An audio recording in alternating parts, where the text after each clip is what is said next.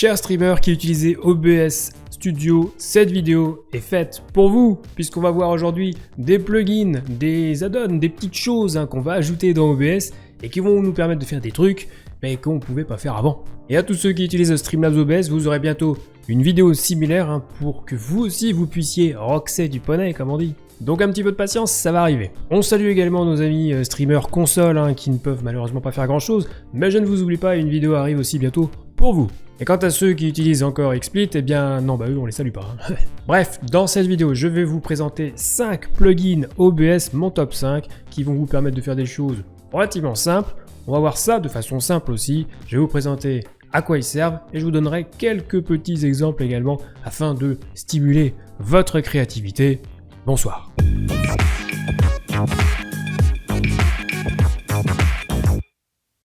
Salut YouTube, c'est Tom, le streamer préféré des gens qui habitent le sud-ouest. Avant d'aborder le contenu de cette vidéo, n'oubliez pas que vous pouvez laisser un petit pouce vers le haut, ça fait toujours plaisir. Et vous pouvez éventuellement vous abonner à la chaîne en un seul clic. Et pourquoi pas activer la cloche si vous aimez faire du bruit. Et alors avant de vous présenter en détail les plugins, un petit mot, un petit rappel tout de même sur la façon dont on installe les plugins sur OBS Studio, parce qu'en fait, il y a deux écoles. Soit le mec qui a fait le plugin est un génie et propose un fichier .exe pour l'installer automatiquement, soit il faudra télécharger une archive genre .zip et copier les fichiers du plugin dans le répertoire d'installation d'OBS que vous trouverez normalement à cette adresse en bas de l'écran si vous n'avez rien modifié en l'installant la première fois bien sûr.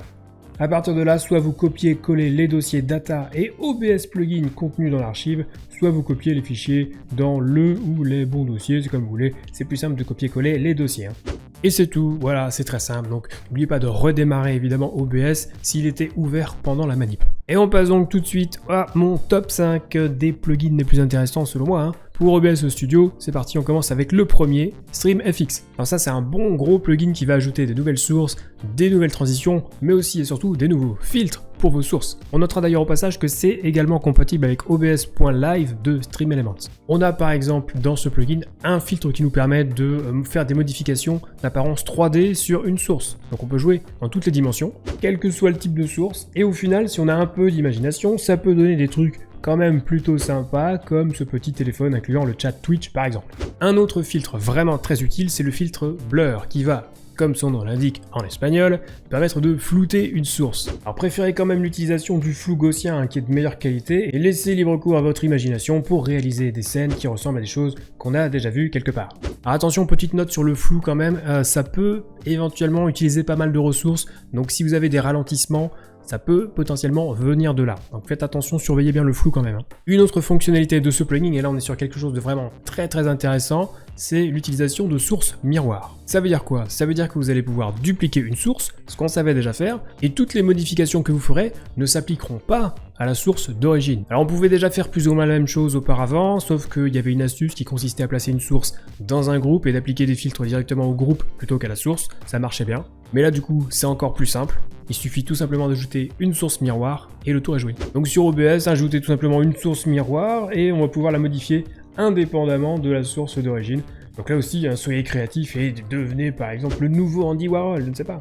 Alors il existe encore d'autres filtres proposés par ce plugin, mais bon, je ne vais pas tous les aborder en détail, je vous laisse les découvrir par vous-même. Et on passe tout de suite au plugin suivant, Transition Matrix. Ouais, en fait, transition Matrix en français quoi. C'est un plugin qui va vous permettre de définir des transitions personnalisées entre deux scènes. Et là, j'en entends déjà me dire « Ouais, mais Thomas, on savait déjà faire ça, il suffisait de faire un clic droit sur une source et de cliquer sur « Forcer une transition ». Tu te calmes, Jean-Kevin. Là, avec ce plugin, on peut modifier la transition en fonction de la scène de départ, donc les possibilités sont quand même vachement plus importantes. Alors une fois qu'on a installé le plugin, il suffit d'aller dans le menu Outils, puis de cliquer sur « Transition Override Matrix ».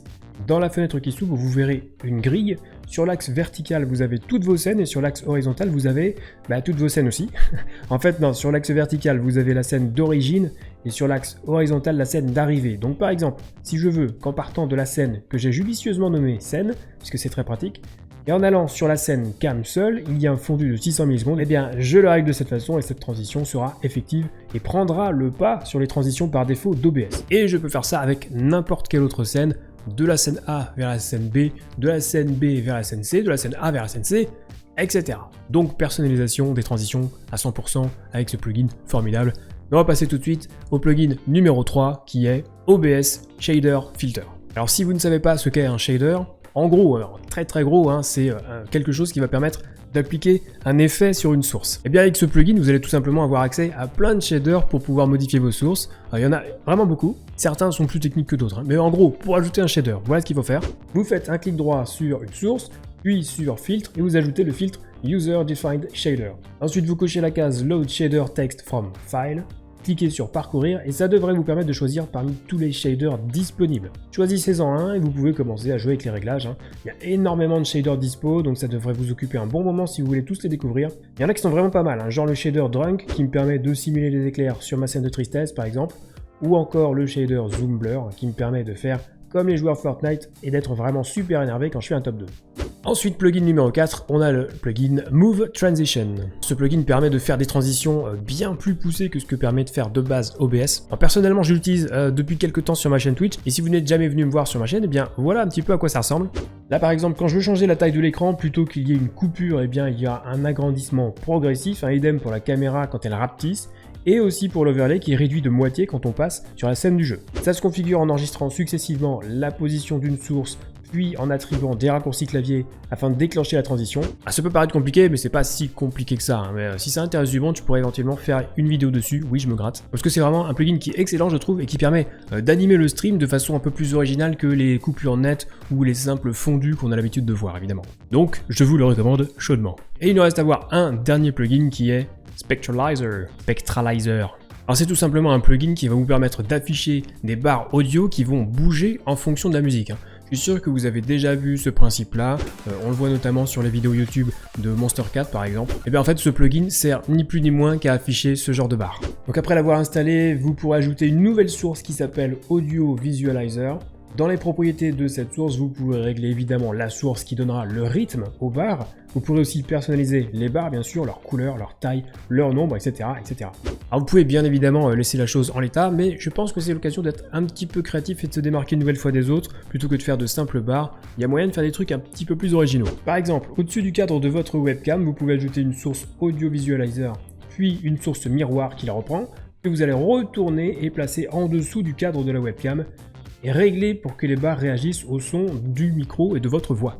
Et voilà grosso modo ce que donne le résultat. Alors je sais que je n'ai montré que quelques petits exemples pour tous ces plugins, mais l'objectif c'était surtout de vous montrer des plugins pour OBS Studio qui permettent d'apporter une petite plus-value à votre stream. Parce qu'au final il n'y a pas tant de monde qui les utilise je trouve, donc c'est pour moi je pense l'occasion de se démarquer, donc voilà soyez créatifs que diable. Bon du coup la vidéo touche à sa fin, j'en profite pour vous rappeler que si vous avez des questions concernant le streaming, vous pouvez venir me les poser dès que je suis en live sur Twitch, attention au micro, les lundis, mercredis et vendredis soirs. En général, on commence toujours les lives par des petites séances de discussion. Et pour les questions un petit peu plus techniques, je vous invite à rejoindre le serveur Discord Zero Absolute Gaming. Le lien est en description de chaîne, évidemment. Pensez simplement à bien lire les règles pour avoir accès à tous les salons du serveur, sinon vous allez être bloqué sur le salon accueil, ça serait dommage. Sur ce, on va se quitter là. Moi, je vous dis à très bientôt pour une prochaine vidéo. Et d'ici là, bon stream. Absolument pas où aller là. Ce qui est relativement normal, j'ai envie de vous dire. Vous voyez des panneaux, vous me dites? Je vais rester plus proche de la surface pour essayer de choper un diable de mer.